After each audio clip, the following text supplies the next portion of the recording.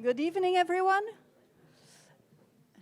Good evening. My name is Kati Macharis. I'm Professor Sustainable Mobility and Logistics at the VUB from the research group Mobilize.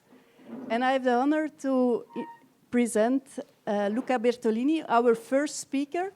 It's the first session of the Stadssalons, and the Stadssalons are an initiative of BESUS, the Brussels Center of Urban Studies.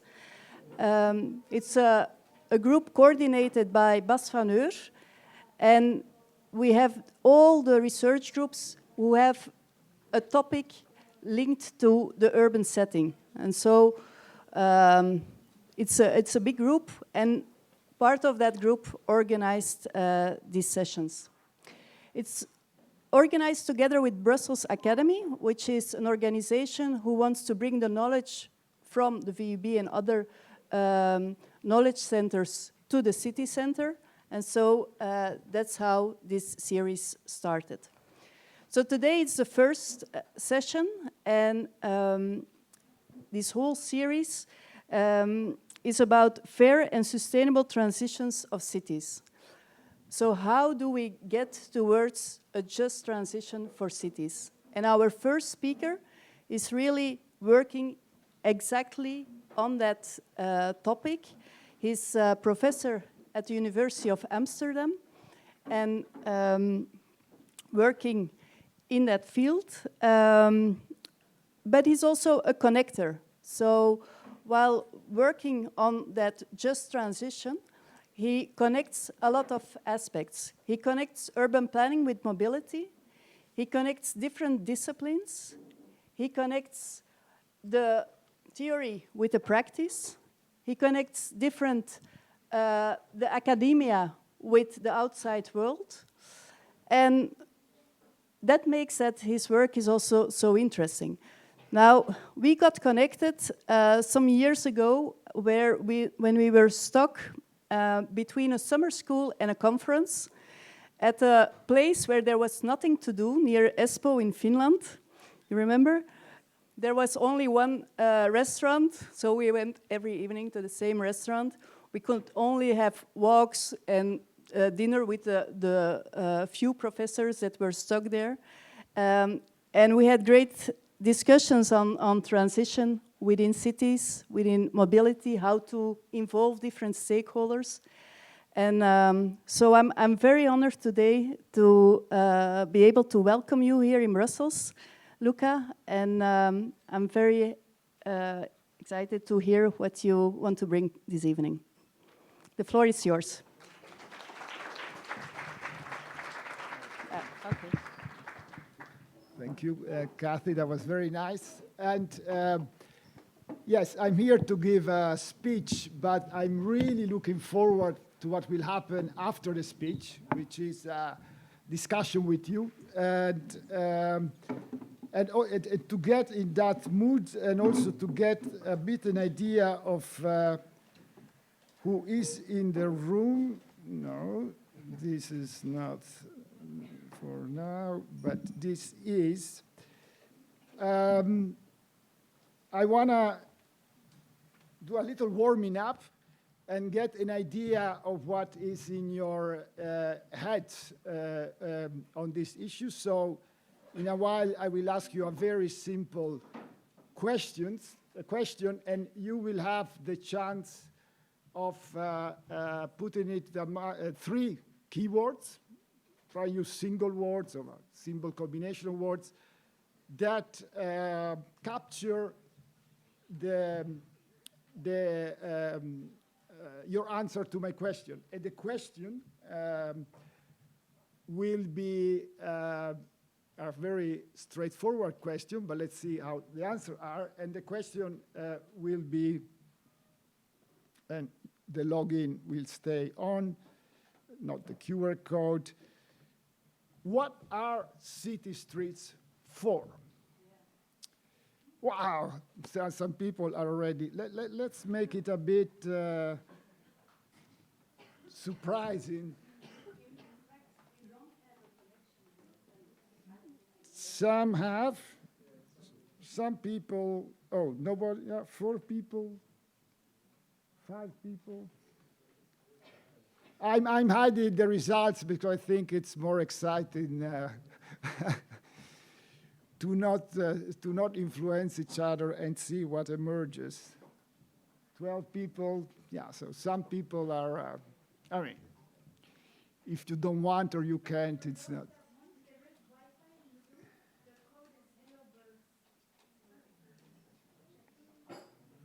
Hello, birds.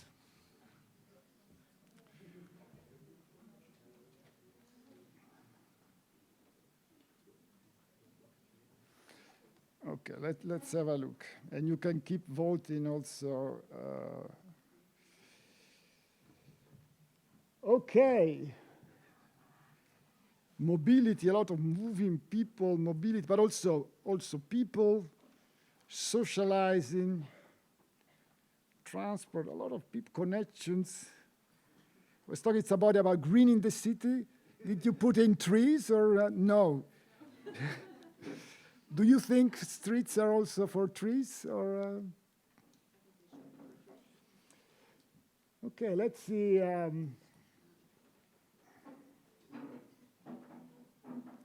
interesting. I've done this exercise a couple of times, and still every time different things come out.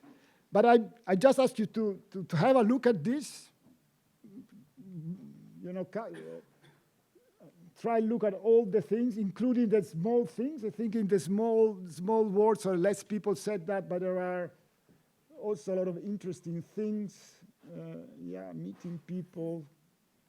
Yeah. Meet up, navigate, everyday life, social life. Okay. Keep it there, and now it's my turn. And keep that. I'll get back to that picture, to that word cloud every once and then, and I already have some idea what might be in your mind, but of course the real thing will where we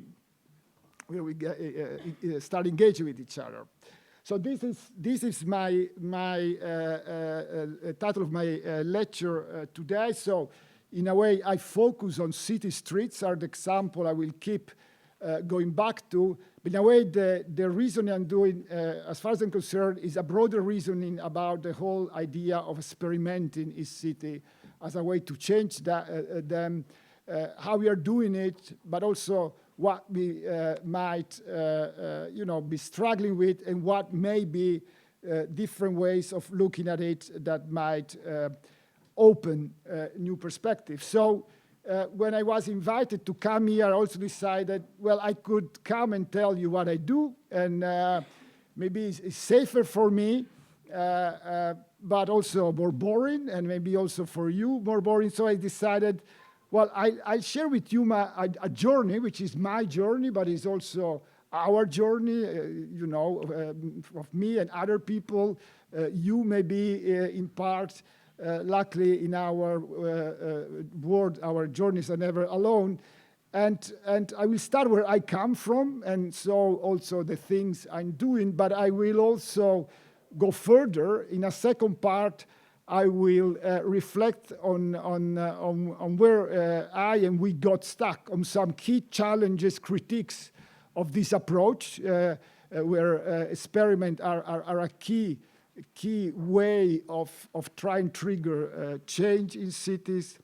And I'll end, and hopefully also in a way that stimulates discussion with some different ways of looking at this whole thing, which might open up what is, in a way, has been closed down. So these are, in a nutshell, the 3 steps in my reasoning that you will hear about. And please, whatever question, the craziest, the most provocative or not, note them. I'd really be happy to have that discussion. So let's start where I and others come from. It's a long story, but I have to start where really my really made me be here. I started studying architecture. I shifted towards this world of urbanists and cities, and as with others, Jane Jacobs was a person really opening me up to the maybe understand why I was so fascinated by cities.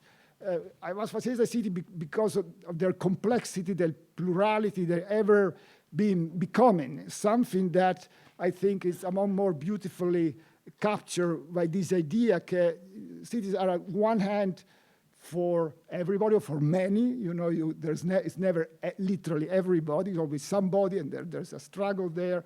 But also, and that is also related to the fact that they are made by everybody, and the one and the other are intimately connected. So that kind of fascination, that kind of vision is where I started. And what I came across along this way was how constitutive of city is also the interaction between cities and mobility, with all sorts of issues in city, and the issue of moving around, which streets, and here you can really see your word cloud behind this. In streets, those two words come together. The word of moving around, the word of the street as a channel for traffic, but also the word of the street as a destination, as a place to be. And the two, of course, can feed each other, can strengthen each other, but also can generate all sorts of conflicts. Conflicts between different ways of moving around, conflicts between different uses of the street as a public space, but also conflict, of course, between the world of mobility and the world of public space. And what I really like of streets is that in a very visible and also materials, in a way that you can really experience in an embodied way what are more abstract words and more difficult to grasp. And one big development that's behind this world of cities and mobility is the explosion of mobility in terms of the speed and the distances that we, goods, information are traveling. It's quite amazing when I look at this picture and think that Jane Jacobs wrote his book in 1961. So look where that is on that map. Of course, the car was coming up, but we still we're waiting for the explosion. By now, planes are also there. These are the kilometers per day per person. This is Norway, but you see very similar developments all over the world, maybe at different times. And cities in the process are really changed. So on the left-hand side, you have the city, which were basically all cities up to the Industrial Revolution, where the average distance was 4 kilometers per person per day. Of course, walking was basically the only way of going around. Everyone's a horse or a barge, but walking was there. To the cities of today, where there's a factor 10 of a change in those distances, and in the process, cities have evolved from being relatively self-contained and contact to borderless networks. So this explosion of mobility is totally intricated with the explosion of cities and their changing nature. So to understand one, you need to understand the other. And this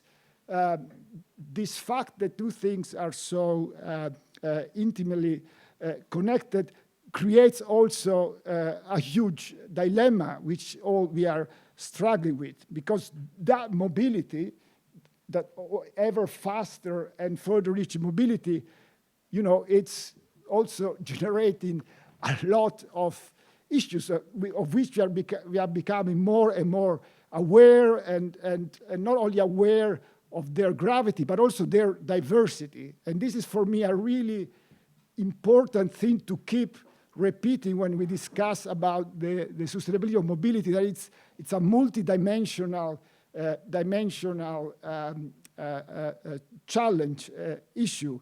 And I'm not going into detail in this, but I do want to stress that some of these things we could think that transport technology can solve, or maybe it's already solving. Think at electric cars of others.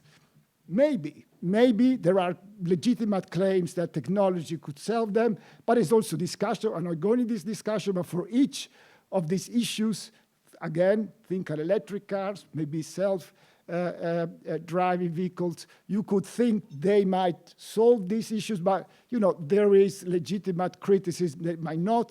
It's more complex than that.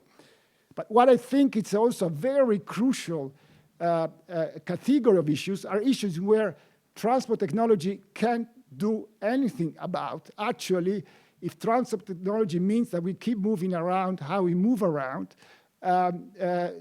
these things could be even worse. And a lot of these issues are related to the use of space, to the fact that fast and further and far-reaching mobility has pushed out a lot of essential functions from public spaces and street in particular. So this is one side of the coin. We cannot go further in this way, and we cannot do it just by with doing the same but with different technology. We have to do things differently or even fundamentally less.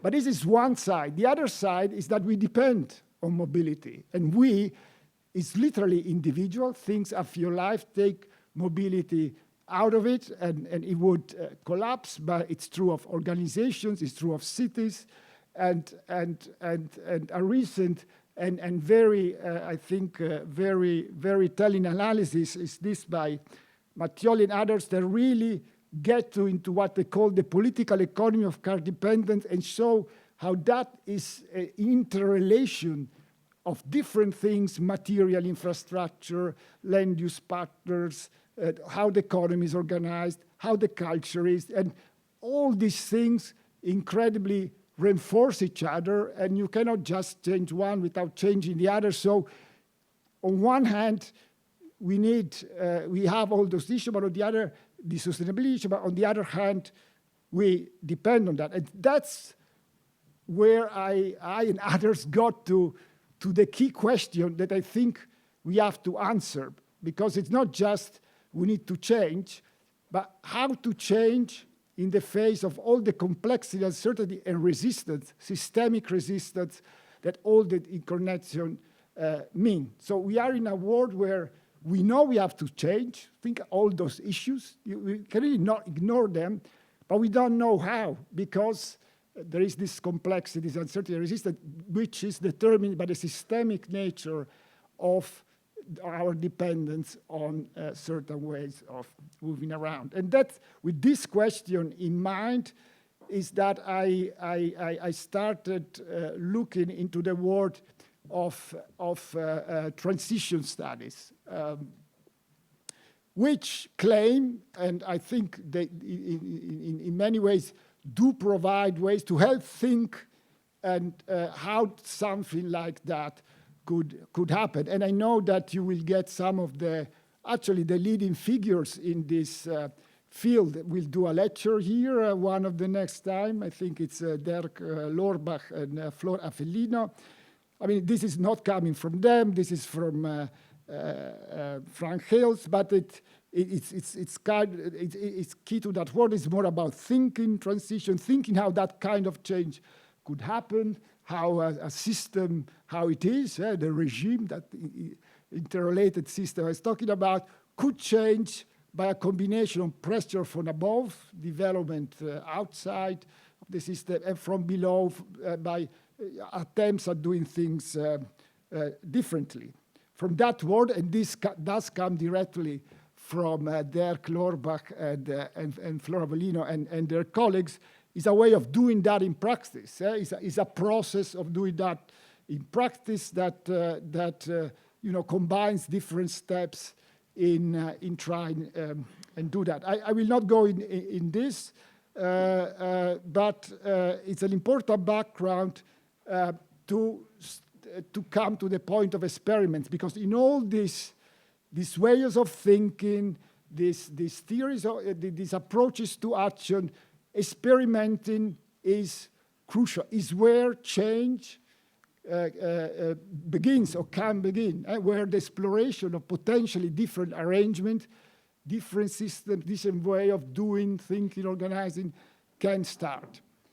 And particularly the concept of transition experiments and as captured by this sentence, transition experiments are short-term actions through which alternative structures, cultures, and practices are explored. So the short-term action is crucial, but also the fact that you really do that to explore alternatives to all that system, that conglomerate of different things that you're trying to change. And of course, this could be in totally different fields, could be in the energy domain, could be in the health domain, could be agriculture domain, and indeed, people in this in transition studies do study very different kind of issues. Actually, their knowledge is more, maybe you could call it a meta-knowledge, but it's a knowledge about, not so much about the issues, but about the process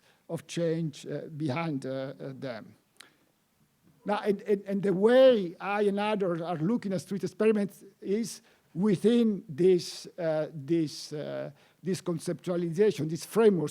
So as transition experiment, again, are short-term actions to explore alternative structures, cultures, and way of organizing, as in this example of a living street in Amsterdam, which is copied by the much more developed and early model that Ghent, the city of Ghent, actually not far from here, inaugurated, where for a period of 2, 3, 4 months, you know, a different norm, that's why I put normal between hyphens, a different norm for the street is explored, which is a different, you know, that refers to different, again, structures, cultures, way of organizing. It's not just, the street is a different way of moving around, using space, and so forth. And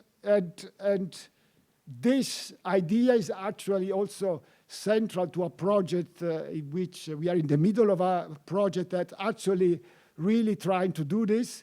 So to use, where there are universities involved, cities involved, we actually had a meeting in Ghent this week, and are trying to use street experiment in this way. Again, not just an end in itself, but as a way to explore possible changes of the whole of the city. So we link those experiments, the analysis of those experiments, not only to exploring how the street could be organized differently, but also for issues, how could accessibility be you know, obtain more at the level of the neighborhood, the district, this idea of the accessibility by proximity, popularized by notions like the 50-minute city, but also other components, et cetera, et cetera. So this is the part I know about, and if I went for the safe way, I would not so much stop here, but telling you about this project, what we do, what we are finding, which is still a great project. I invite you to do that. Here's the website. Go see what we are doing and see what might come out of there. But I in the end, decided to do something different today. So here I'm starting to move in a terrain where which is more open, and actually I thought I will come here with all these interesting people. Let's have a conversation about issues with this approach, challenges, and possible way of moving forward. So here I move in the second part of my speech, which is about where we got stuck, or where at least I and others think, you know, there are some challenges in this approach that we need to face. And to me, there are three key challenges or critiques to this way of looking at transition. The first is a critique to the fact that imagination, the kind of different alternative words that this experiment evoke, are not imaginative enough, are not alternative enough. So they're not, you know, they're not questioning in a fundamental enough way the present system. Now, the second key challenge and critique is that, experiment fine, there are also so many exciting things happening, you could showcase them, etc. But what is really, what remains problematic, both in practice but also in theory, is how do you move from those experiments to change the whole system? How do you go from those nice, temporary use of streets that evoke a totally different words to making the whole city different? That's a second key challenge and critique. And a third, which, as you will see, is related also with the others, is about the absence of the political from this whole discussion. And the political, as I will explain and reflect upon in a deeper way that, just the need that you always have to agree among different people, etc., etc. The absence of more profound, acknowledgement of more profound differences in interest, values, and power. So I will now discuss these three and using, again, street experiments as illustration. But of course, these are issues that, you could raise for any kind of experiments have the claim to be a trigger of transition. So let's start with the first one. So how can we make imagination open it up and let's first say that is an essential part of this whole idea of changing something in a fundamental way. Actually, this is, as for instance, underlined in this article, collective imagination is one of the most fundamental ways in which power is exercised. So both in maintaining things as they are and in changing them. This you see coming back in all sort of studies, more for studies of power in sociology and political science, but also system thinkers like Domela Meadows stress that, where really the leverage points of systems are at this level of paradigms, not tinkering, with marginal things, making, things a bit more expensive or cheaper or a little bit different. This is a fundamental level that you need to address when you really want to change things. But this is also extremely difficult to do this. And it's not only difficult to imagine a really different world, it's difficult to know how to get there in a different way. Because remember that systemic nature of how things are, where culture is there, but also the economy, how things are organized. So to get to an imagination which is different, require also different ways of getting there. Otherwise, in the end, you will get probably in the same place. Maybe you have bicycles instead of cars, but for the rest, you're really not challenging the whole things. You are just, working at the margin. So that's the other part of it. And again, it is difficult because of this systemic, interrelated nature of the world as it is, in which the culture is not just something there that can be changed at any moment. It's connected to the livelihoods of people, business models, institutions, etc., etc. And in this context, I really like this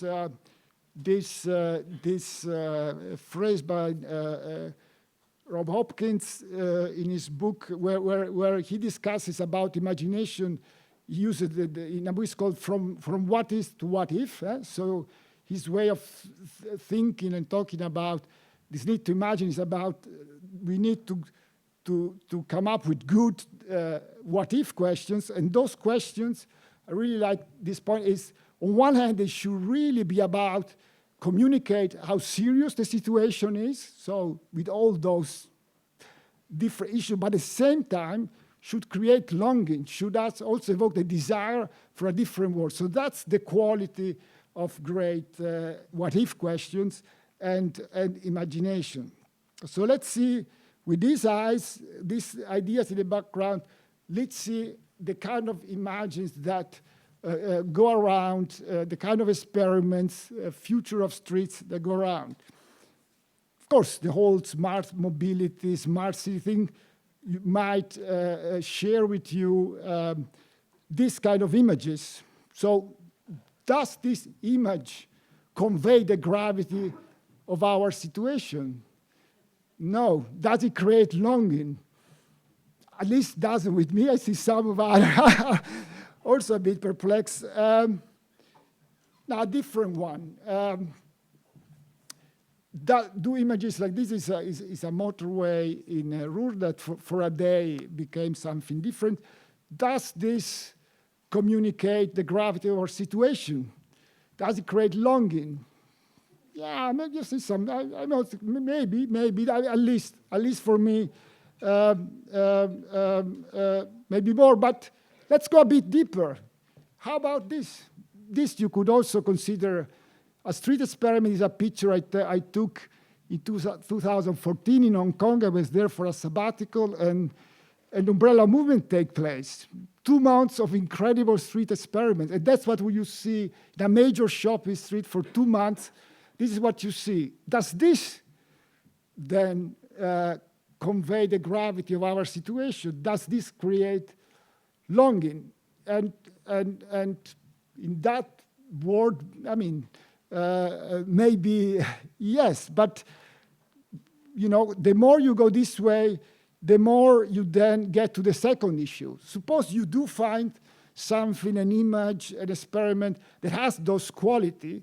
In all likelihood, it will make this second question even more difficult. How to move from that to transforming the system? You know, how to go, I mean, the distance is so huge, so big. How do you do that?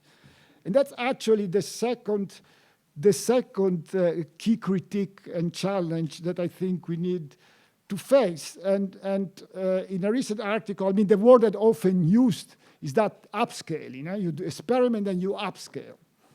But it is a very simple but also good article that say, well, upscaling, it's one dilemma after the other. There is a Babylon dilemma. It is about each of us has a different idea of what upscaling is. You know, people in practice, people science, different stakeholders. Is it making something which was temporary permanent? Is it replicating it? Is a bigger change? Unclear. The second issue, simplification dilemma, is, okay, what is it? Should we go for simple? At least we know step one, step two. Think at the prototyping, which is design thinking. Yeah, is that the kind of change that we need? Is that a way in which you can change a complex system? Okay, on the other hand, if you go for the complex way, you lose track. How can we do that? So that's a second dilemma. And the third, also, that they call here scale aversion dilemma, is it is a very serious issue that many people that really put all their energy and passion in experiments, could be all sort of experiments, face. Should we, keep doing and protecting our experiment and keeping the world outside and maybe be happier as a community or at one place in space in time? Or should we face the rest of the world with the risk of being killed or destroyed in the process? That's also another dilemma. Now, and in an article I sketched a couple of years ago, I wrote with a colleague from Federico Savini. We kind of suggested that in order to understand different trajectories of experiments, you need to bring in stress that there are choices that you make in the process, which are political choices. There's no natural definition of each of these steps. So and these choices are, possibly the first one is the most crucial. What is an experiment? Because if you think at cities, your old urban urban students or scholars or passionate. I mean, there's always something, an experiments going on in cities. If experiments try to do things differently, every day, everywhere, if you look well, you see somebody doing things differently. But the decision to say, oh, this is an experiment, is a political one, because you give this thing, this doing things different, a legitimacy, a value that you don't, if you don't name an experiment. That's step one. The second is, in which direction? It is an experiment, okay, but what is it about? What is the kind of different world system that this experiment is experimenting with? That's also a political choice. Is it a marginal adjustment of how things are? Is it an optimization of, I don't know, street design? Or is really a totally different organization of the city? And the third crucial question is, okay, which resources you mobilize? And, you know, we can discuss who that is, you know, but are you just saying it is an experiment, or are you also mobilizing necessary resources, which could be financial, political, legal, whatsoever? And let's focus on the first question, which is crucial, and I use example from my own city in Amsterdam. This is in Amsterdam, according to the municipality. This is an experiment. So this is a Fietsstraat, a street where in the end, cyclists and car drivers share the space, but cyclists are, let's say, dominant, cars are guests. And indeed, it was developed through a temporary phase of doing that temporarily, monitoring, observing, does it work, does it not work? So this is really an experiment, and then it became permanent. So you say, okay, this is clear. But then in the same city, you see other things happening in street. I mean, the living street that I showed you in the earlier slide, this was a bottom-up initiative by the inhabitants of one street in Amsterdam. It's definitely not a city-wide approach like you have in Ghent. You have, like in many cities during the pandemics, temporary arrangement of streets, in this case to allow the shared space between cyclists and pedestrians in several streets in the city. Also interesting, you have on the left, bottom left, because of all the works that in Amsterdam we have to do to maintain bridges and retaining walls of canals. Some streets have been closed, and inhabitants, you know, are starting to use these spaces in different way. And there's even a bottom right initiative of the city to try to deal with the lack of public space in Amsterdam, try to use, you know, spaces that are not used in some other way. But none of this, and really this is a discussion we are having with the municipality. The municipality refused to call any of this an experiment, because if they did, there will be implications. There will be, we are experimenting about what we are thinking at some change. The municipality of Amsterdam refuses to call any of these experiments. And you could say, okay, other cities do. Okay, but that's the point. It's a political choice. And certainly, not only Amsterdam, but many other cities will not consider this an experiment. This is what, in 2012, during Occupy Amsterdam, this is what you saw. I mean, similar to what I saw in Hong Kong and others saw. But it might seem obvious, but why is this not a street experiment? Why is this not a short-term action exploring alternative structures, culture, etc.? Again, it is a political choice. It is a choice that we have a discussion about, and in the end you have to make a choice, but there's no natural definition of what is and is not an experiment. And what we do in this article, and I think might help put some order in the discussion, is that related to these choices, this answer to this question, related to who give that answer, you see different paths of things that are all, you could consider all experiments. These are not only street experiments, there are experiments about different things. They could die, as Occupy died away, I mean, at least visibly. But you could have marginalization. That's the case of squatting in Amsterdam. It's definitely become more and more marginalized. it could be appropriated by the system, the whole smart city thing, which becomes part of the existing system without changing basically anything. And maybe, but I rather put a question mark. I'll get to this point at the end back. Maybe in the case of Amsterdam, you could see cycling as maybe the only case of one of the cases that had some transformative potential. It's, by the way, maybe it's an interesting anecdote that when we were discussing with reviewers, well, we didn't know them, but of course that you do in replies going up and forth. One of their main critiques is that this article was not about urban experimentation, that it was about social movements. But really we made a point and say that's the whole point. Why are these not experiments? And why, are smart, self-driving car experiments? And in the end, we got through. But I think it's important to realize that. The third challenge, which already it's been referred to implicitly by what I said now, is that about the political. I think there's a very good article that probably colleagues of yours, these are people from Belgium, that after years of working in transition management, they become more reflective and critical. And of course, they summarize thinking also of others. But I think in a very clear way, they point at some problematic aspects of this whole approach. In this case of transition management, but is shared by also many urban experimentation approach. And they have three main points. One is the idea that all these approaches assume consensus, or to be more precise, assume that consensus could be reached. And the point here is not only on means, so not only how to get there, but also on ends. Actually, if you look at the whole transition debate, you see that the fact that we might not agree on where to end is not even acknowledged. It's all about, we all want to be sustainable. It's just how to get there. That's a discussion. We have to try this and that.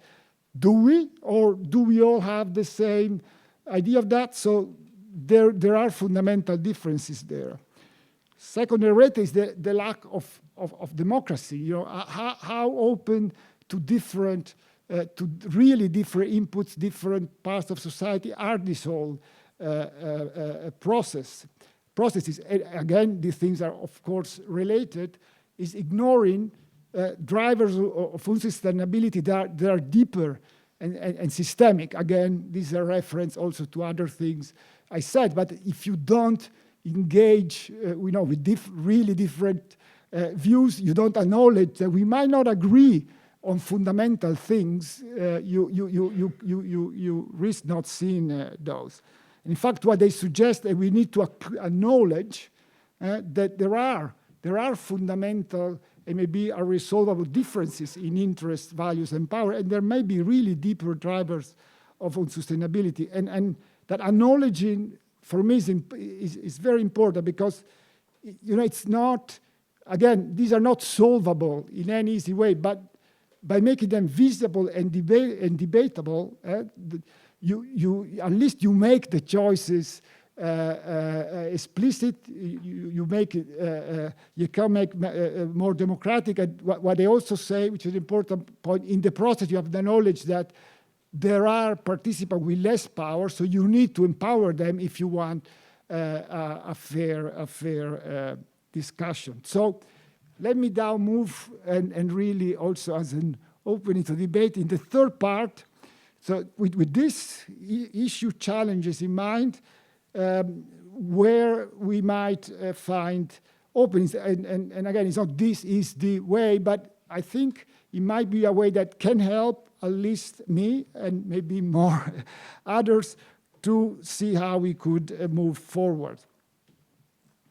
And this is the idea which was also in the title of prefigurative policy, which of course is a very famous concept. It's a social movement theory and practice. But what it basically is the idea that you can confront established political structure by constructive alternatives. So by trying and do things differently. And actually, maybe I should read this citation from one of the most important sources of this thinking, Boggs, 1977. The embodiment within the ongoing political practice of a movement of those forms of social relations, decision-making culture, and human experience that are the ultimate goal. So, it's not like making a plan will change the world in 50 years, but we do it now. We try now to do, today do what we want to achieve. We try it out, and not only in its, in its outcomes, but also in its way of doing, and for instance, in movement like Occupy, but also the Zapatista, this is a very, very central, at least attempt, again, you are in a world which is against you, so it's never, you can never be perfect, but you try. And the crucial concept here is that the ends do not justify the means. So your means should be consistent with your ends. So in fact, there is the means and the ends conflagrate, and what also conflagrates is the everyday, the agency, and the political structure. So all is brought together in that attempting here and now to do things differently. And well, I think, wow, that's an interesting way of looking also at urban experimentation in the context of what I told this evening and the criticism. Why? Well, because this idea that you don't have to be consistent with the world outside, because that's impossible, because you are trying out a different world. So that could be a very freeing up of the imagination. So not only about the end, the outcome, but also the ways of getting there. So, well, freedom. A second point, which I think can also be helpful, is a conceptual shift from this idea of upscaling in the future, which again really enslaves you in how the system works, because you need to think all the steps, and those steps are inevitably part of that system. No, the point is not upscaling, it's questioning the status quo in the present. So your experiment is there to question how things are, to say, well, things can be different. That's the main point, is not to have a clear idea of how you move from here to there. That's impossible, also because the system, the world out there is different. But that's what you are making visible.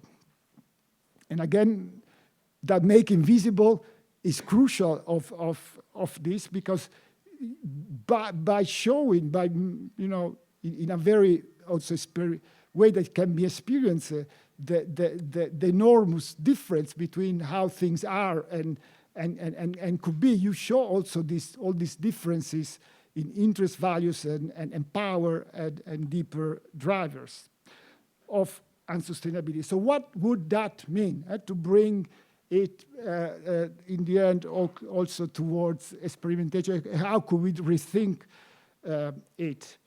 Well, I think it would mean a radical openness about those three questions that were in the article by Federico and me. So about what experiments are, in which direction they go, which resources they need. So it really means asking questions, keeping asking questions. Why is this an experiment? Why is this not an experiment? Experiment about what, why, how, and who decides? So asking this question, of course, also answering them and try things out and doing all the things, but keeping then again asking the question with the aim of maybe the real aim of real experiments is enriching and democratizing the debate. It's not a linear change from here to there. Again, if you go back to the enormous, the dilemmas, the complexities, you cannot make it simple, but you can enrich and democratize the debate. And you can create, and I think this is a term that might be interesting, something like generative friction. You create a friction which generates ideas, potential, open-ended, because even if you achieve something, there will always be issues. So it's not something that ends.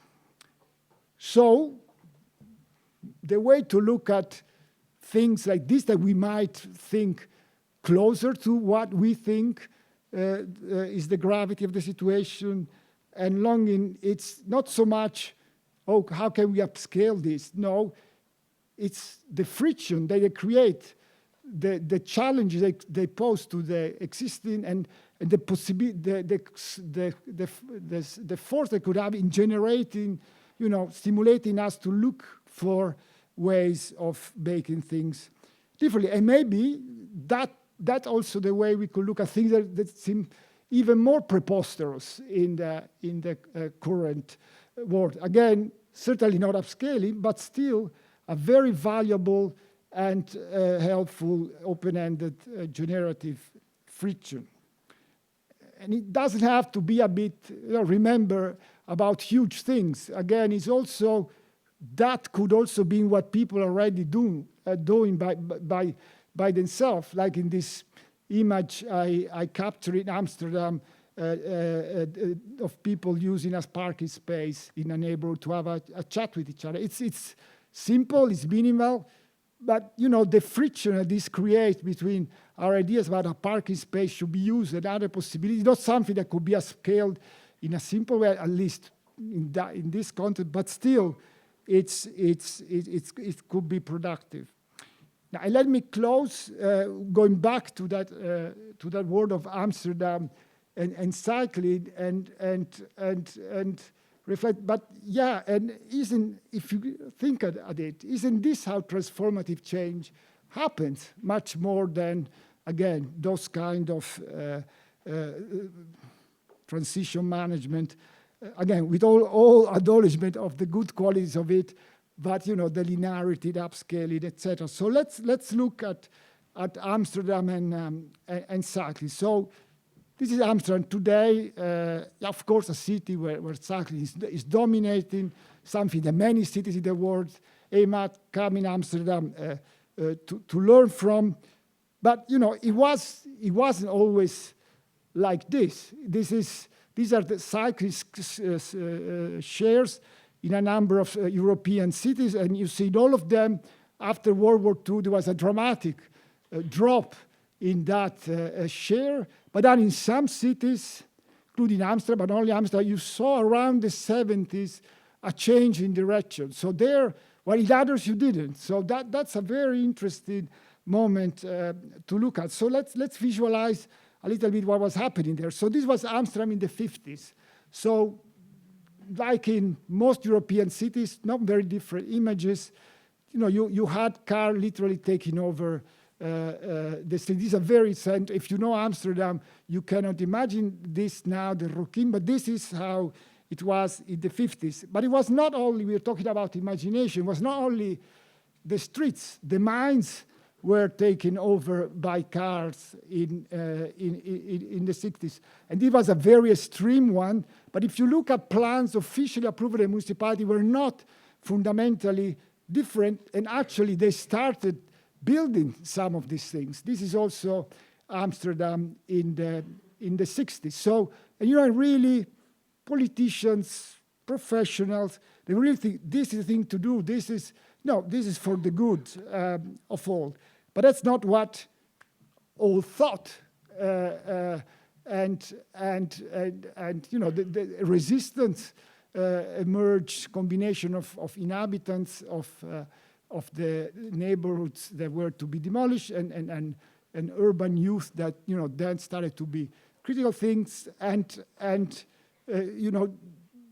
protested these developments, but also, and I mean this is the only case, but what we now call city experiment, maybe now we are not so surprised, oh, that's a pop-up bike lane, but not even bike lanes existed then. So it was a totally crazy idea thing to do. And for, if you transplantate yourself in a world where professionals were seriously thinking, this is what works. Something like this is preposterous, absurd. Now, and this, not in any direct way, but the friction that this created in the end resulted with a long and complex process, but in the Amsterdam that we know, to which I ask, and here I want to go back to your word cloud, and maybe by now, after this speech, you have other ideas of what streets are for. Maybe an interesting exercise, which we'll not do because I want to talk with you, would be to do the word cloud again and see what comes out. Is Amsterdam solved? Is this now the ideal street? Well, I don't know. I think that some of the things that were in your cloud are missing here. And maybe there are others that were not there, but are still legitimate, also missing. So it's not a process that then stops. And now, yes, now let's talk about this. Thank you very much.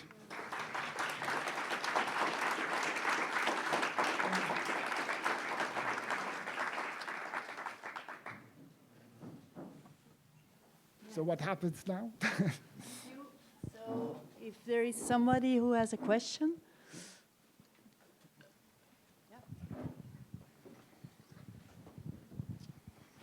Thank you, Fat. That was really, really interesting. So I'm a student at VUB, Master Geography, but I've worked for the previous 3 years in sustainable transport consultancy. And a lot of my work in that time was looking at low traffic neighbourhoods and what we call in the UK mini Holland schemes. Which is trying to copy like Dutch infrastructure on a smaller scale. But often what we found was that in local politics and in media, schemes like low traffic neighbourhoods became somewhat of a local culture war, and sort of a real pile-on of that approach. And I just wondered, in your opinion, why you think it's such an easy thing for kind of the sort of the media and kind of right-wing parties to grip as a sort of counterculture in a way, one that we'd probably argue against, but they argue for. Well, again, if you put it on the backdrop of this, if you put something which seemed for some people very logical and not such something you have to think a lot about, but it's still fundamentally different from that system that might be not visible there, but it's all over the place, of car-centered mobility, which again is not that people are mean. There are dependencies. So in the end, it goes also through people. They might have very legitimate reasons to be against. And not only, there are lobbyists, there are people that have minds closed, but also people, there was a very interesting story in Ghent this week about a living street they want to do. They do a lot of, try involve the population. There was one person was enormously against. He didn't want to give up the parking place in front of his door. So a full fuss, and so who's this guy? So, and at some point, it came out that he was a taxi driver, and actually he was. A lot of his work was taking the old people in the street to the hospital, to the supermarket. So again, I mean, I'm not saying all cases are like that, but we have to acknowledge that, in a car-centric city, there are dependencies that have to be dealt with. So I think we need to understand the resistance and create a space of deliberation, dialogue, to find ways out. At the same time, I think the friction is good. So you first have to disrupt something, not in a deadly way, but to have the discussion started, because that, in the end they found a solution there. Without having started, nothing would have happened. So that's the kind of game I think you have to play. That's really interesting. Thank you. Yeah. Hello, thank you for the lecture. It was really interesting. I just wanted to ask about, for example, the Amsterdam, which was always like something people strive for when it comes to like less car-centric policy. And then I remembered about Copenhagen, which in 1970s also was like very car dependent. And when young girl was trying to do his own like observations in Siena or whatever else, wherever else, it was well, people were always like against, and they were saying like we are not the another Amsterdam. And the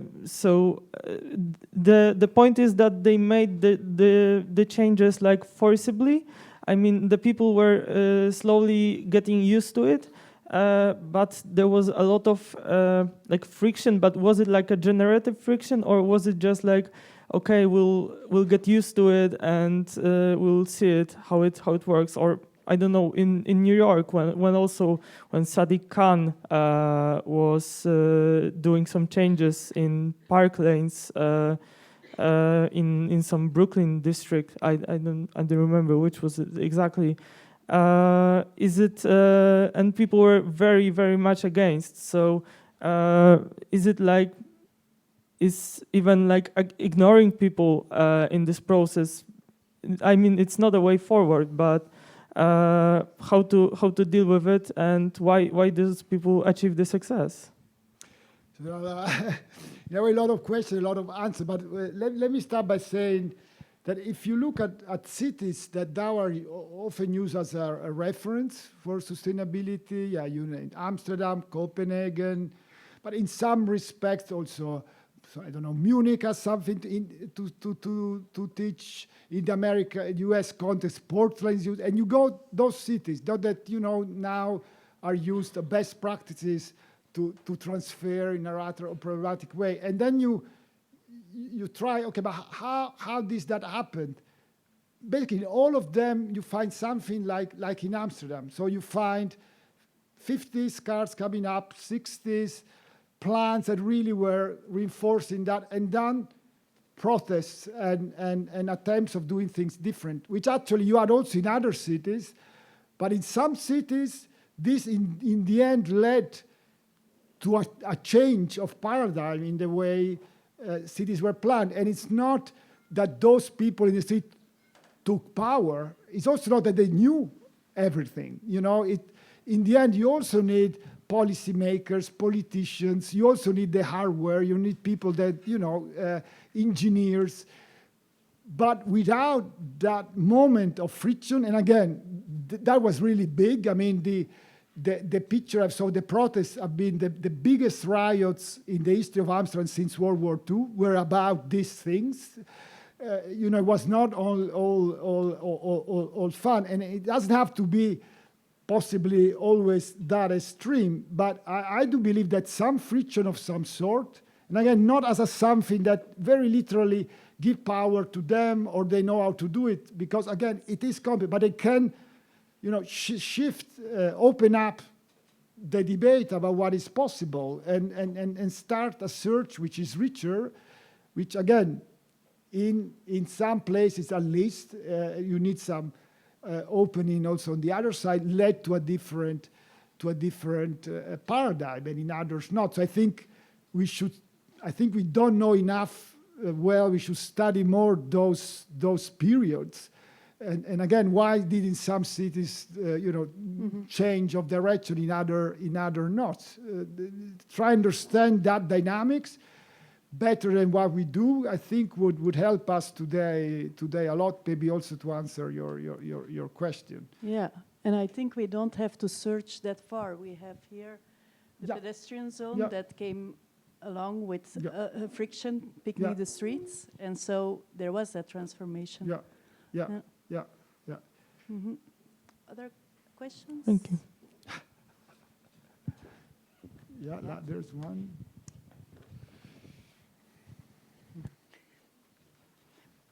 One that was already cited. I don't think so. It was a researcher called Bono, but that's my first name. Bono Pell, transitions researcher too, former student of Luca Bertolini. Thank you for your speech, Professor Bertolini. These pictures are very nice. Now, it's very important to come up with the examples. You came up with the riots in the Nieuwmarktbuurt. But as far as I remember, these were riots about the construction of the metro around the Nieuwmarkt, Yeah.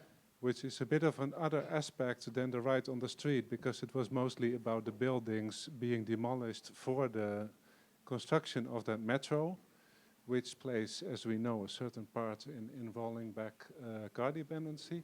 But the most intriguing I find, and maybe you could explain it, the Occupy on it was the Berlageplein, yeah. right? It was a square. Yeah. The Berlageplein, people, that is not a street, it was a square already. It's always been used as a square. The reason for doing that, it was because it is next to the stock exchange, the Beurs van Berlage. How does that example relate to these other examples, which I can recognize as experiments with the, well, let's say, the right to the street, but how does that one fit in? Because I cannot place it. Yeah. Okay, so two different questions, I think, because also the first deserves an answer. I think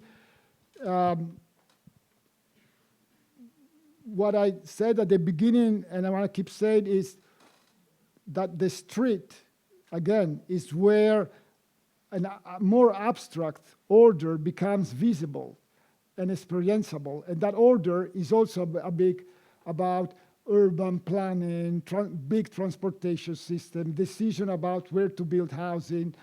And indeed, the riots were against the metro, but they were not only against the metro, because it's what a connection, because the metro meant the demolishing of the urban fabric, the move of housing from the center, so the destroy of the mix. The center was to become a monofunctional office and service center. Housing was to move out to the periphery. Actually, that metro was really conducive. You have the southeast neighborhood for housing built there, and then fast transport, the metro underneath, the car below, connected this monofunctional office cultural center with.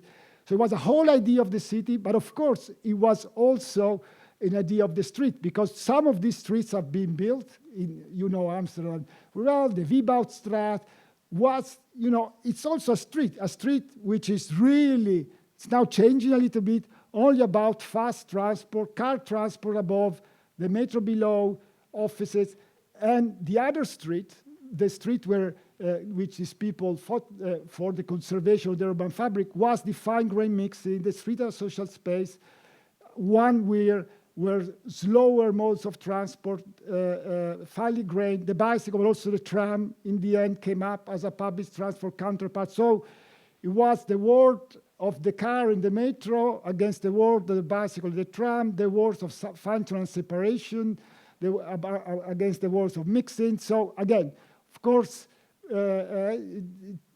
there's always this play of scales in which when you talk of one, you talk about the other. So that's the first part. The second, I'm very aware that here I'm making a provocation, and in the case, because those images of streets, a cyclovia, open street, a living street, I think they still are provocative, creating friction. But I want to challenge myself and say, couldn't it be legitimate to go further? And indeed, the Beurs van Berlage is a square, so no, it doesn't have, not before, not after, tracking functions. So it's a trick example. So why I end up with this image, which in that sense, and I wanted still to use Amsterdam, but still I could say in Amsterdam, you could say, isn't this an experiment using in the use of public space, in which, for instance, it's not just for traffic for people, but it's about public space as the space for democracy, for discussion about everything. I mean, that's, why not? Why not put that on the table? And these images I put because actually where I really started to be fascinated by this idea of street experiment and really appreciate what they could do was during the umbrella movement in Hong Kong. And these were literally streets. I mean, I don't have the whole pictures here, but they were major highways. Like in Amsterdam, the motorway ring, I'm sure you have such a major motorway in Brussels. That up there on the right and down here on the left. This was for 2 months. This was what you saw there.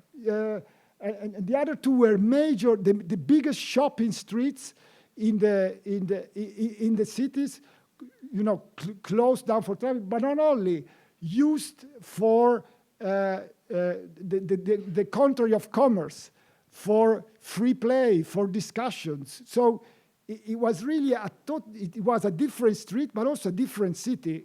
So again, it's to challenge ourselves. We might be happy with the example of the living streets. That's what I also work with, but maybe it's totally legitimate. Some say no, that does not go far enough, because the street should become also the place for radical and direct democracy. And why not? And why not try that out? Which is even more absurd, but maybe the friction it creates. And of course, in Hong Kong, it had a tragic outcome in the end. But at that point, there was really a point where it was also hopeful. It definitely created and this umbrella movement phase was not the later phase with violence, and so there was hardly any violence. I mean, I spent many days and hours in these places. It was really, in a city which has hardly any open space, incredibly liberating. I said I wrote down a lot of questions, and I think maybe they're all the same, so I'm trying to summarize them. And I just thought that talking about democracy, like the street, maybe touching on the subject of power dynamics, is not without power. I guess there's a lot of people that don't have time, resources, whatever, to be there.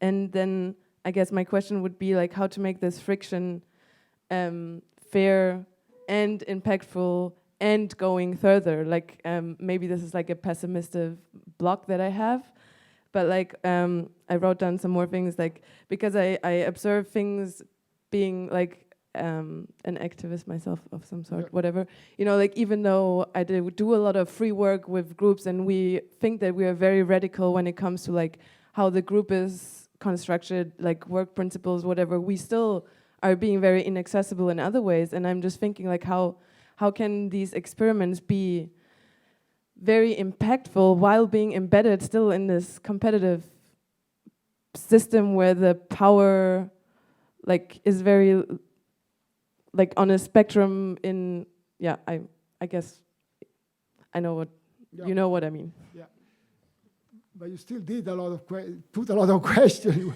So I tried to answer something. You have to tell me if I'm forgetting something fundamental. But first, not everybody has resource of whatever sort to participate. It's a very good point. And if you remember the slide from the article from Kenny's others, they said while you made it debatable, all those things, and also the questions that Federico and I brought in, you also have to acknowledge that there are differences in power. So do what you can to empower those that don't have power. So find ways, and again, ways we have to be creative to give them a space at the table. Again, I not say that is the way, but I think really interesting the development their thought in was also the example from Henty's book about the living streets that really started as a bottom-up thing. So really, the initiative have to come from the residents in a street and a majority of them, and then you see indeed that it's certain streets, certain neighbors, certain people. So they start even asking the question that you did. And I'm saying the solution, but it's interesting that since a couple of years, they have a different version that they call it the top-down version, whatever that means, where the city is much more actively enabling that process. So it doesn't require that the inhabitants come up.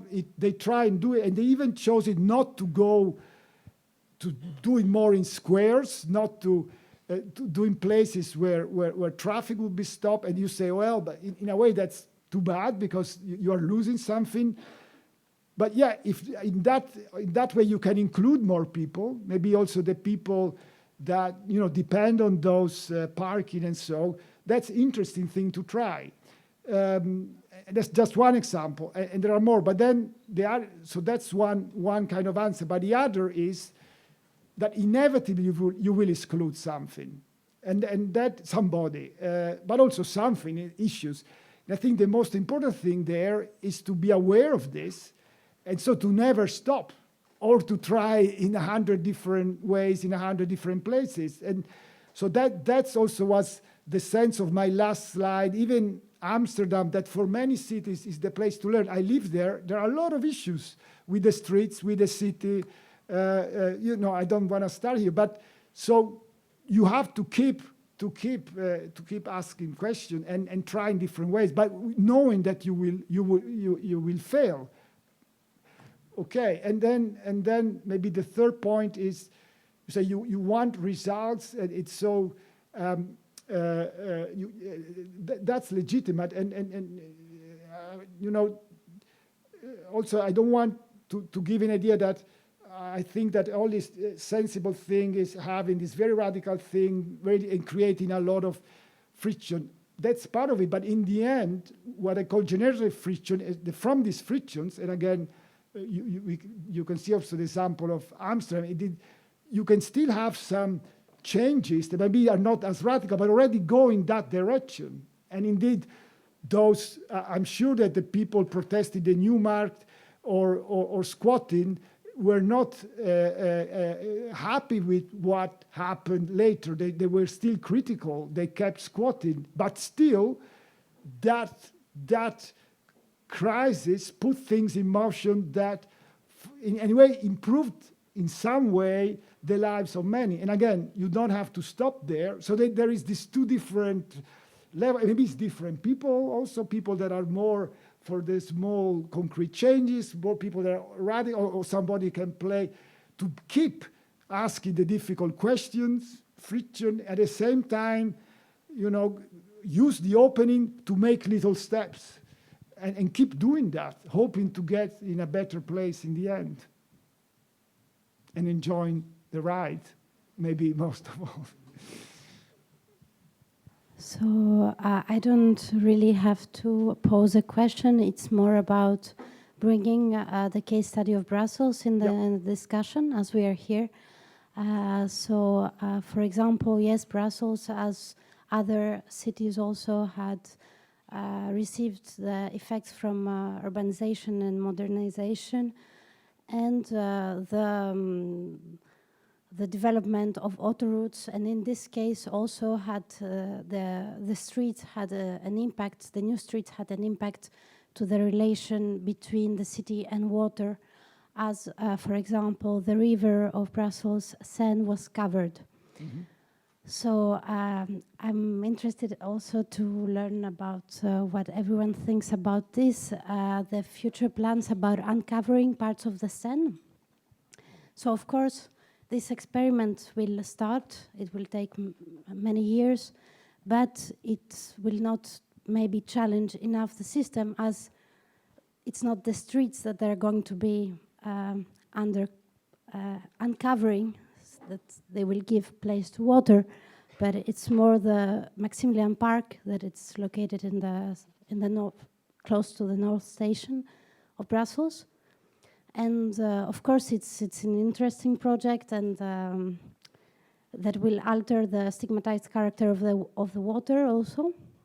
But I was wondering if it worth to criticize it as well, as it will limit the access to one of the few green spaces of the area that anyway are facing conflicts related to immigration. And anyway, this experiment that will try to revitalize the water, because it will need also some time so that the water will be able to host life again, will also limit more the access to the park, but also to the water. So we will talk more about how you say, water that we will be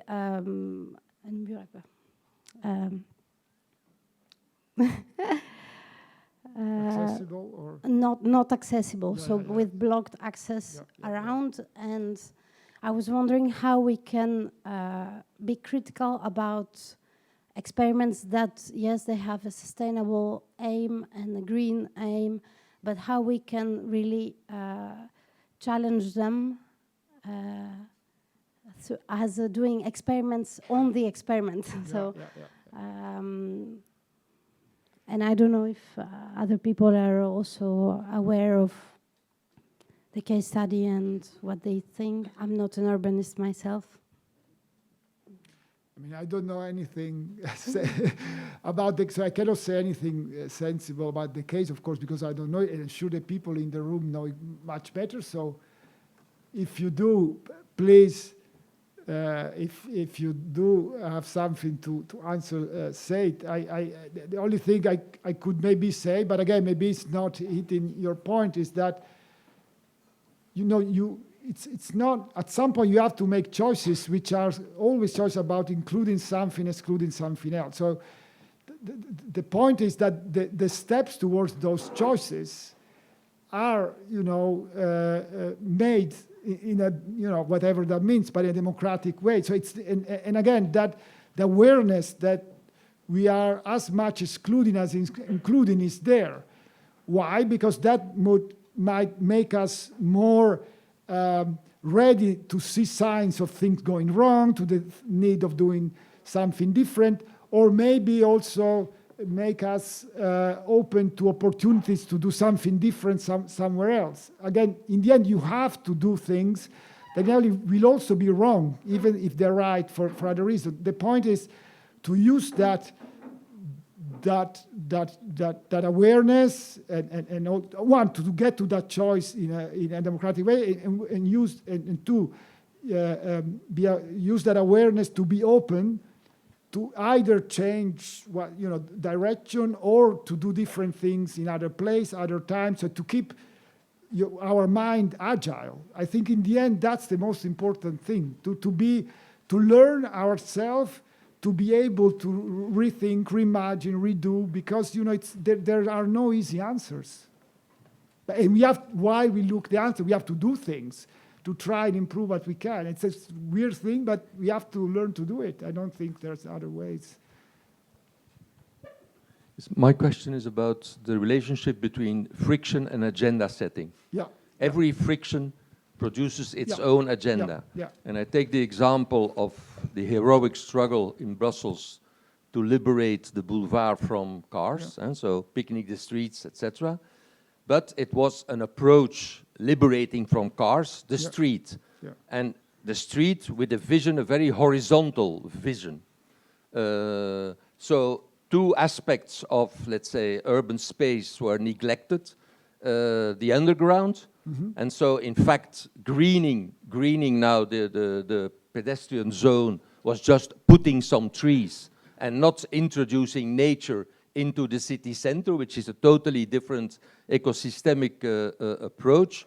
And at the other side, for instance, the vertical upside down, more than half of the buildings were propriety of the city, and there was no discussion about the programming and about the privatization, so property structures were not put into question. And so in fact you have a heroic struggle, picnicking the streets, imposing the system, in fact, to change one aspect of the use of public space, but leaving untouched other approaches. And so the planning that was taken out of the, let's say, of history was a horizontal planning of the surface without any, let's say, 21st century approach, also answering other elements of the agenda. And I think civil society is in most cases too weak to really radicalize its own vision. And even if you have an impression of a very radical conflict, sometimes the demands are too restricted and not systemic. And how to solve that contradiction? So I don't know the case, but I try to answer in a more general way. Well, I don't think the contradiction can be solved. The contradiction is there to say we have to learn to live with this and many other contradictions in a productive way. So the way I read your comment is, well, maybe these are the next steps. Maybe these are things that have to be put on the agenda now. In that sense, even when change happens, again, whatever change will have its limits. What I don't think the solution is thinking of an approach that is able to consider everything before doing something. That's in a complex system, that's impossible. Nobody has knowledge, full knowledge of a complex system. Luckily, that makes life fantastic, and cities a place to live your life. The complexity of the world is always beyond what we can do. So I think that to think, of course, in the process, I don't know this example, it could have been more inclusive of different views, but at the same time, even if it had been more inclusive, it would have led to a final solution. It would lead to a solution that should also be criticized and maybe new dimensions brought in. So we have to learn to make all this more of a process. I know it's difficult, and it's many want to say, okay, that's it. But that's also something that you really learn. One of the biggest lessons of Jane Jacobs, when you do that is the end. A city, you cannot finish a city. And that's the great thing of it. So even the most brilliant idea, most, engaging people idea, it's part of a process where maybe we forgot something, maybe the most important thing we didn't think about, even if we included everybody. So keep rethinking and trying things. That should become our second nature. Also of institutions, which is super difficult, and which is, of course, questioning the concept of prefigurative politics. Because the prefiguration of what then? Yeah, but this whole discussion within prefiguration is about if it's open-ended or not. And I think the more interesting version is the open-ended, where it's so crazy what you say that you have to keep looking, because you cannot fix it, because it's a moving target. So and maybe it should stay a moving target, because otherwise it risks becoming authoritarian or closing, et cetera, et cetera. So that's in that sense an important specification, yes. Yeah, thanks, Luca, for the excellent presentation. Really, really convincing, except the last part. I was less convinced there, in the sense that ultimately I was wondering, when you're going through, let's say, the slides of the last section or the last part of your presentation, but how are these experiments really different from regular experiments? You talk about friction, but it's like, yeah, but in principle, all everyday experiments like picnic the streets, or indeed a car-free Sunday or whatever, create some kind of friction to a greater or lesser extent. So it made me wonder a bit about the very notion of experiment. And you hinted at that in the presentation, but I was wondering if you could say a bit more about it. Because I've come to a point, and I've also written on experiments and drawing also, let's say, science and technology studies literature, which really sort of has gone through this from a different perspective. And a lot about experiments is about the rhetoric of experiments, the performance, how you present an experiment as you make it seem like an experiment, right? And that's the feeling I increasingly have. Experiments have become so mainstreamed that the moment the city now labels something as an experiment, you can already know for sure it's going to be uninteresting. To be very cynical, right? It's like, oh, another experiment. Yeah, sure, nothing's going to happen. So that leads me to a question. Yes, experiments, and to the end, you sort of really became a bit sort of, let's say, let 1,000 or 100 flowers bloom, etc. That kind of logic. But I'm like, no, but I'm not Maoist enough there. I feel like it's also about grabbing political power, and we see it happening once experiments become, let's say, more sustainable, in the sense that they become part of a systemic, or at least an institutional side. It is also about having particular constellation of political parties in place, or political constellation, not always parties, that make it happen and ensure this actually stays like this. It's a very good question. I think in the end, it's as you say, but we have to put ourselves before the fact. So before the fact, you don't know what is the thing that's going to set all this in motion. And then I think that something that creates friction, because maybe this is a picture that now we cannot appreciate its radicality. But I think if you can do that, certainly the Dutch speaking, there is a documentary is available on the internet of actually what we now today would call a play street, that was done in the neighborhood of the Pijp in Amsterdam by initiative of the inhabitants. And then you see this document, I mean, the kid, and then they do it. And then there are, at one point, this particular scene, there is a truck driver that cannot go to it, becomes really young, and you see the violence. I mean, it's, wow, it's you feel it, you know, these kids and this guy really furious. So there you appreciate, and it was really, really creating free. And again, that never became a play street, by the way, and that thing was even abandoned in Amsterdam, and I mean, like bike lanes don't look like that. And it was not only this; it was also squatting. It was a very richness. It was not just about streets, but about life and cities. So from there, many things were unsolved. I mean, Amsterdam is becoming even a less affordable place, just to name one thing, in terms of housing that it was. So some things are even become worse. But other things in the mobility sphere, at least in part, have become better. But again, that is what I mean. And maybe with hindsight, you see a more linear progress. And indeed, after this, it couldn't stop the friction. And indeed, there were crucially within the political system, within the professional system, some illuminated a person that understood the possibilities, could connect to the political resources, the professionals that you also need at some point. So you need people bridging these two worlds, etc. And indeed, it's a whole process, which I said between this and this, there's a whole story to tell. But I do think that in this phase, people didn't know that in advance and were trying different things. And it was, it was existential. It was so. And again, this was maybe extreme, but creating those friction. But in that sense, I agree with you, it's not only creating the friction, and maybe it's other people, it's doing something with it, which has also to getting it in the political system, in the professional system, et cetera, et cetera. But that's a lot of work we have to do to make that step. Yeah, maybe two other examples in Brussels. And where you see that this transition theory, you gave some critique, but still, I think it's very relevant to look at change. Yeah.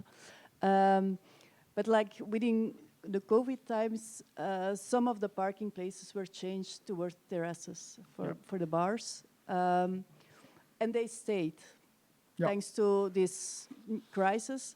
But then there was also a couple in Brussels, and they made their parking place before their house. They made also a terrace, like a bit of a garden, and they would have drinks with their neighbors. But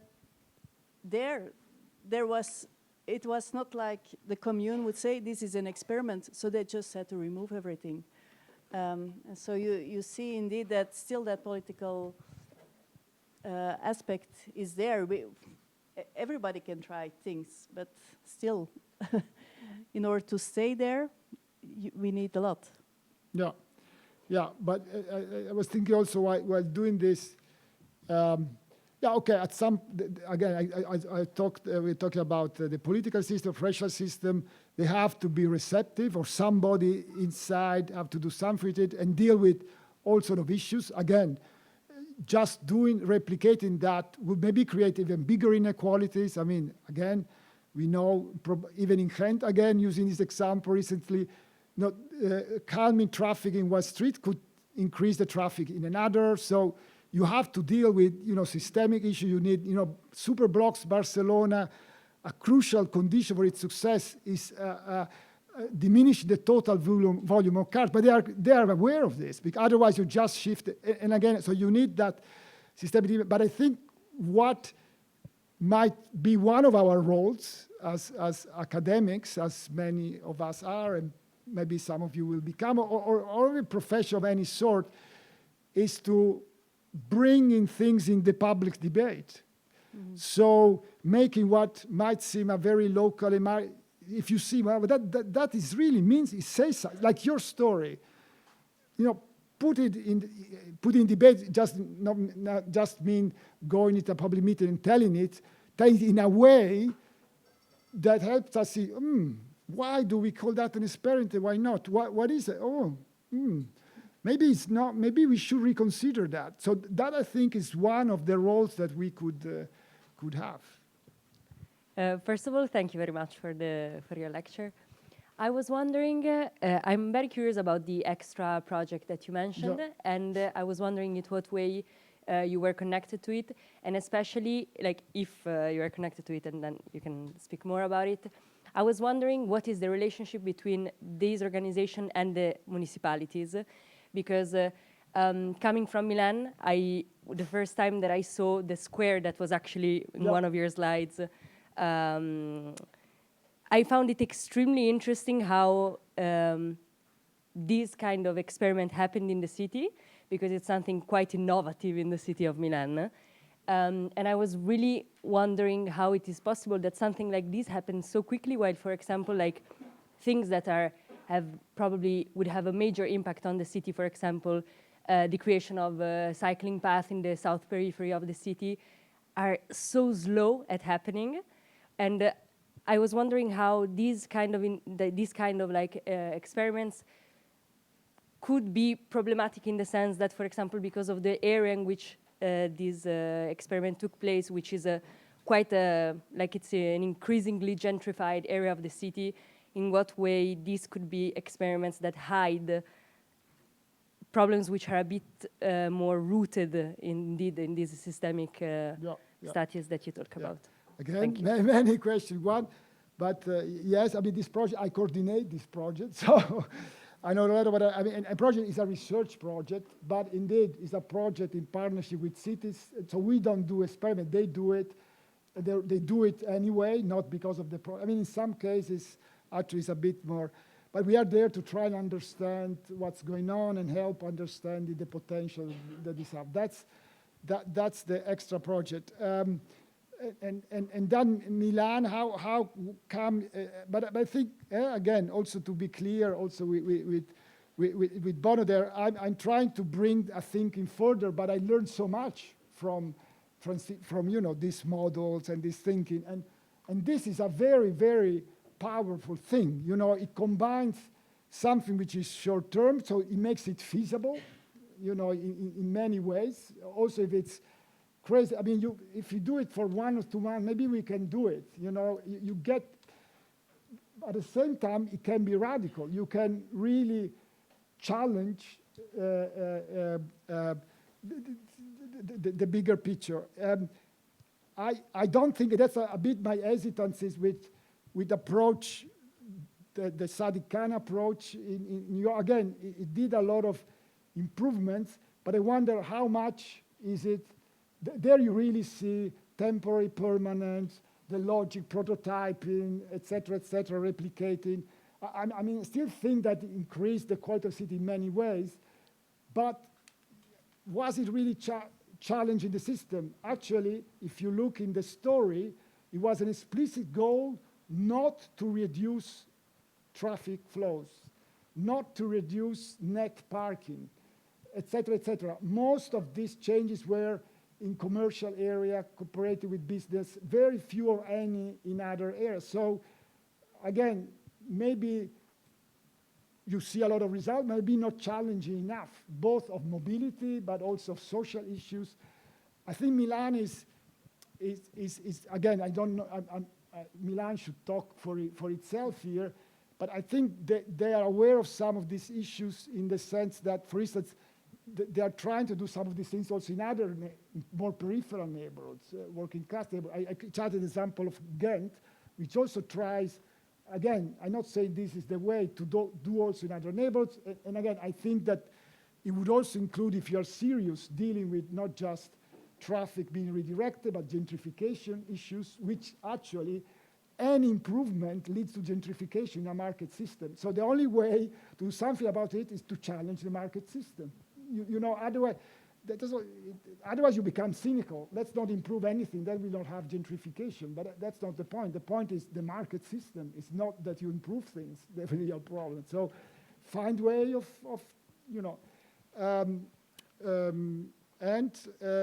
I don't know if I did answer your question. I forgot something important. So maybe there was some other part of your question. It was a very interesting okay. answer. Thank you very much. Okay. No, but maybe the last thing of Milan, which, so if it's only a few places, it might be in the easy location where everybody agrees, etc., to make this temporary permanent, I think it's not interesting enough. It should also be part of a debate, why is not the whole city like this? Why only this place? And that's when it becomes interesting. So if it loses this capacity, and it's happening in many, not only in this case of experiments, in other, then you lose something. Again, which at the same time you should improve things locally, but you should not stop showing the gravity of the situation and create longing for even further steps. Yeah, there was a hand there, I don't know. Yeah, there, I don't know. Can we, can't we? Okay, last one. Where? Oh yeah, Luis. Thank you for the lecture. As another connecting with another issue or concern in Brussels with the Good Move plan, which is calming some neighborhoods for the interest of the residents. Two of them have been stopped or modified because there's this friction. And they came from the idea that it would benefit people there because it's also neighborhoods with low car ownership. But of course, then we also do other research there, and we also ask them and we talk with them, but they don't want to change it. So how do you include people in the process, which was the question before? But what narrative can you justify on these people so they engage with the process? Because at the end, it's also a fight for a narrative. No, do we want cities for bikes, for cars, for trees? Yeah. Well, again, it's a search process, but I would say that you can in with ideas to start it, from traffic to car, some of the things you said, but in the end, the narrative has also to be constructed with the people, and it must be able to evolve and to be different in different places. So that's the democratic part of it, or however you want to call it.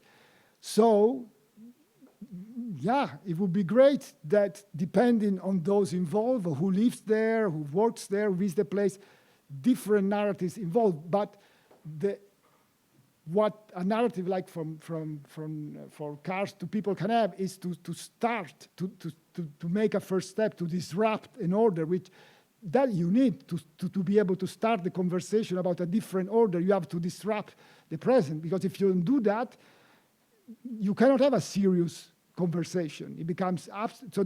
And the power of actually doing it is that it makes it experienceable, embodied in a way that no discussion in a meeting room or simulation can ever do. And again, and that's also an important point for this transition thinking. In the end, what you really want is to learn from it, not only to learn about possibilities, but also about problems and you didn't think about. Again, the taxi driver, and a similar example in the living situation in Amsterdam, one of the biggest opponents were old people that had children living in the suburbs, that because there was no parking anymore, they were not coming to visit them anymore. Something in our enthusiasm from the shift from car to we might forget again, because we are in a system of dependence. So you have to engage and come up with a narrative, but also with concrete solutions that address this. And it's different in every place. I would say, if you do it well. All right. So we will be able to discuss further at the bar. Many thanks. I just would like to conclude, because your ending was, for me, like a bit of all the principles of mindfulness. Like here and now, not in the future, here and now. Make it visible, so that's about awareness. Yeah. Staying with the friction. So I think we can start the weekend with a lot of mindfulness. Thank you, Luca.